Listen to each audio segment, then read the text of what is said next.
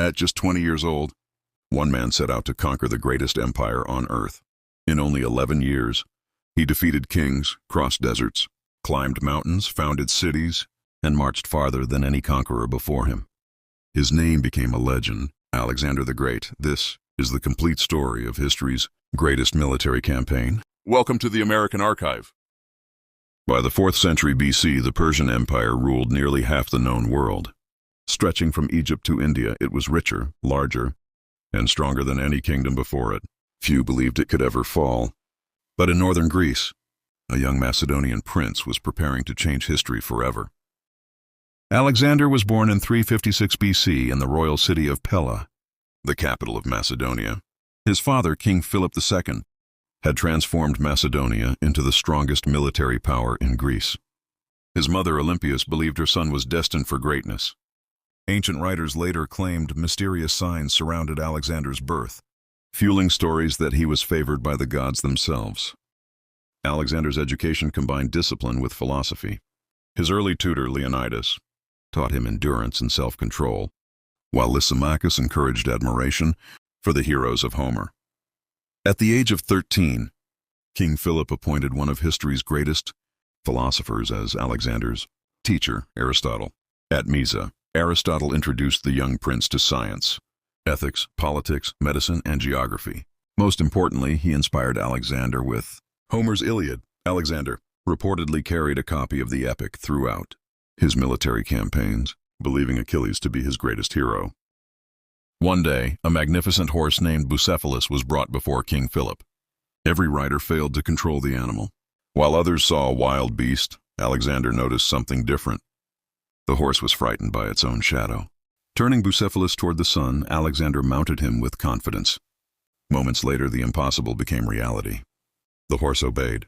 According to ancient accounts, Philip embraced his son and declared that Macedonia was too small for someone of Alexander's ambition.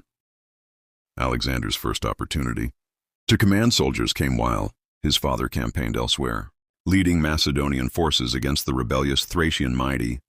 The 16-year-old prince crushed the uprising and founded a new settlement called Alexandropolis. It was the first city to bear his name, a tradition he would repeat across 3 continents. As Philip prepared to unite Greece under Macedonian leadership, resistance was growing. The powerful city-states of Athens and Thebes refused to surrender their independence. Father and son would soon face the greatest battle either had ever fought, a victory that would open the road to the conquest of the Persian Empire. At the age of 16, Alexander had already proven himself a commander. But the greatest challenge of his young life was about to begin. The fate of Greece, and eventually, the Persian Empire, would be decided on the battlefield. In 338 BC, King Philip II faced a united Greek alliance at the Battle of Chaeronea. On the Macedonian left, Philip deliberately withdrew, drawing the Athenians out of formation. Meanwhile, 18-year-old Alexander led the elite companion cavalry in a devastating charge against the sacred band of Thebes. The coordinated assault shattered the Greek line. By day's end, Macedon had secured complete victory. Greece was united under Philip's leadership, and Alexander had earned a reputation as a fearless battlefield commander. Victory abroad did not bring peace at home. Philip's marriage to Cleopatra Eurydice threatened Alexander's claim to the throne by raising the possibility of a new heir with a fully Macedonian bloodline. During the wedding feast, an argument erupted between Alexander and Philip.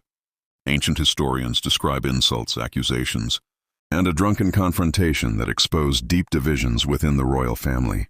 Soon afterward, Alexander and his mother Olympias temporarily left Macedonia. In 336 BC, tragedy struck without warning. During a royal celebration at Aegae, King Philip II was assassinated by Pausanias of Arestus. The motives remain debated by historians, with theories ranging from personal revenge to political conspiracy.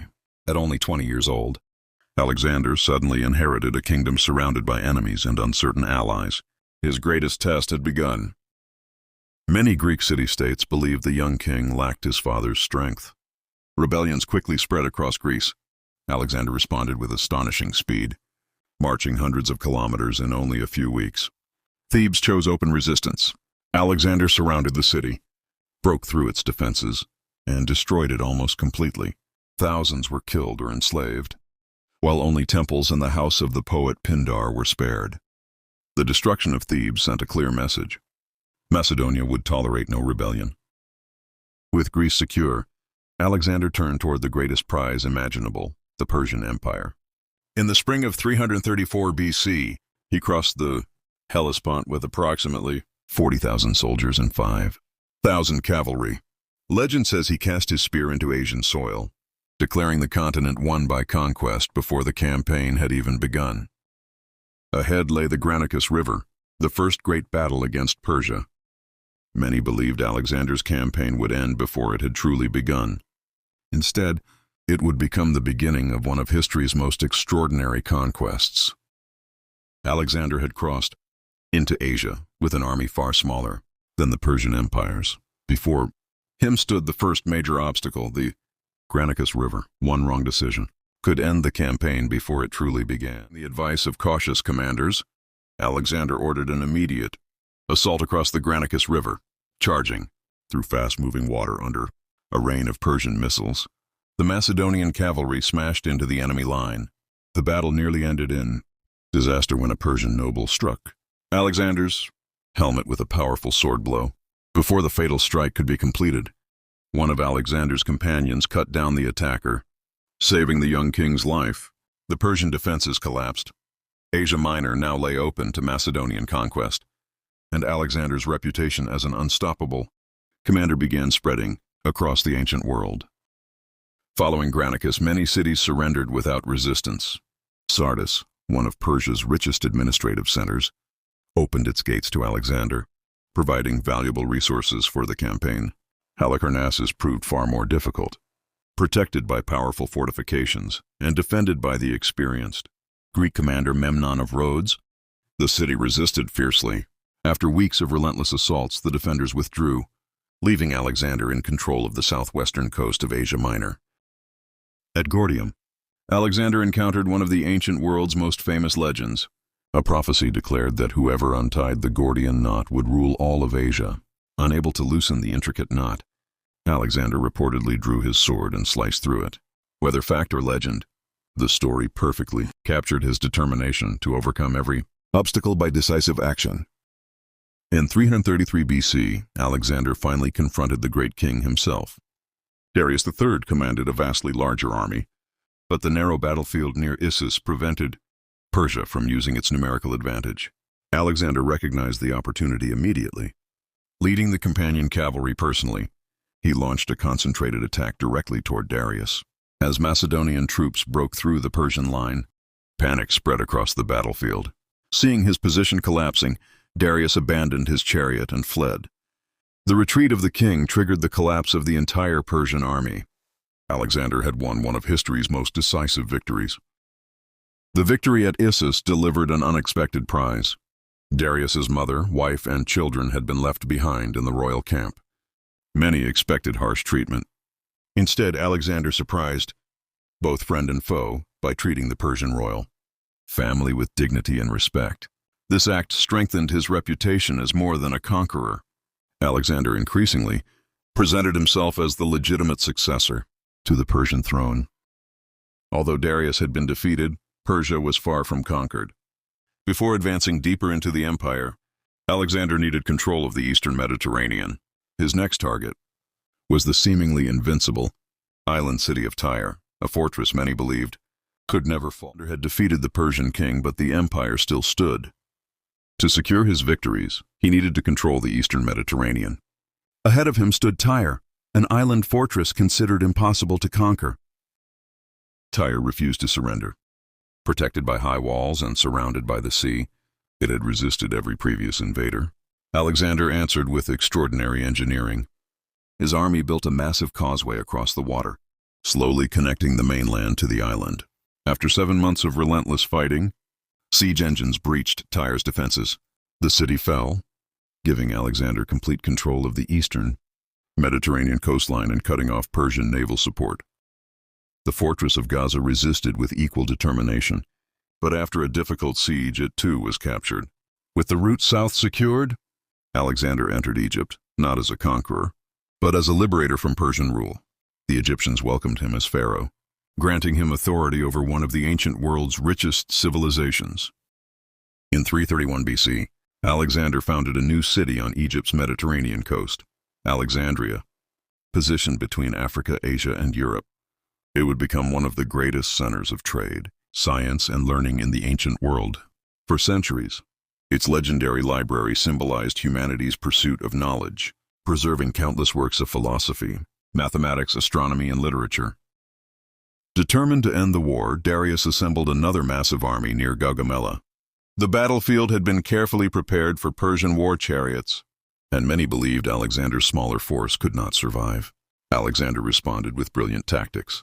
Advancing diagonally, he drew Persian forces out of position before launching a devastating cavalry attack directly toward Darius. As panic spread through the Persian ranks, Darius fled for the second time. The Battle of Gaugamela destroyed organized Persian resistance and secured Alexander's greatest military triumph.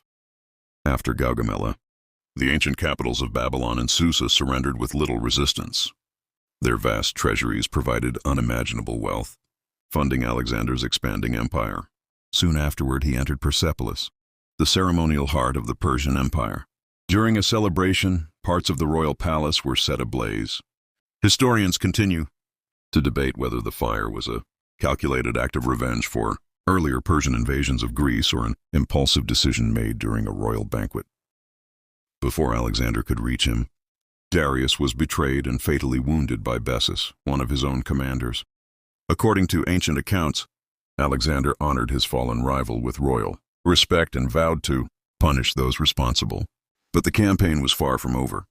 Beyond Persia lay unfamiliar lands, fierce resistance, and a journey that would carry Alexander to the edge of the known world, and ultimately toward his own mysterious fate. An empire had fallen, but Alexander's ambition had not. Instead of returning home in triumph, he pursued new frontiers beyond the limits of the known world. His greatest victories and his greatest challenges still lay ahead. After the murder of Darius III, the satrap Bessus proclaimed himself the new king of Persia.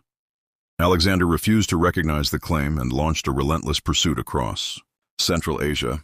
Months of difficult campaigning ended with Bessus' capture. Accused of betraying his rightful king, he was handed over for execution, allowing Alexander to present himself as the legitimate successor to the Persian throne. To strengthen political unity, Alexander married Roxana, the daughter of a powerful Bactrian noble. The marriage symbolized his growing vision of a multicultural empire where Macedonians and Persians would rule together. He adopted elements of Persian royal ceremony, appointed local leaders to positions of authority, and encouraged cooperation between the diverse peoples under his control. In 326 BC, Alexander crossed into the Indian subcontinent, facing unfamiliar climates, monsoon rains, and one of history's most formidable weapons, war elephants. At the Battle of the Hydaspes River, King Porus fought with remarkable courage. Despite the difficult conditions, Alexander's tactical brilliance secured victory. Impressed by Porus's bravery, Alexander restored him as king and expanded his authority, gaining a loyal ally. Alexander dreamed of reaching the Eastern Ocean, but his soldiers had marched for nearly a decade. Thousands of kilometers from home, exhausted by endless battles and harsh conditions, they refused to advance beyond the Hydaspes River. For the first time in his career, Alexander accepted the wishes of his army. The long journey home had begun. The return journey proved almost as deadly as the conquests themselves. Thousands perished crossing the unforgiving Gedrosian desert. Yet Alexander pressed on, eventually returning to Babylon, the center of his growing empire. There, he prepared ambitious plans for future campaigns, including a possible invasion of Arabia. His empire stretched farther than any his world had ever seen. In June 323 BC, at just 32 years old, Alexander fell gravely ill in Babylon. After several days of worsening sickness, he died under circumstances that historians still debate. Illness remains the most widely accepted explanation, though theories of poisoning have persisted for centuries. Without conclusive evidence, without a clear adult heir, his generals divided the empire, giving rise to the Hellenistic kingdoms that spread Greek culture across Egypt, the Near East, and Central Asia for generations. If you enjoyed this journey through one of history's greatest conquests, Subscribe to the American Archive for more cinematic documentaries exploring the people and events that shaped our world. Thank you for watching.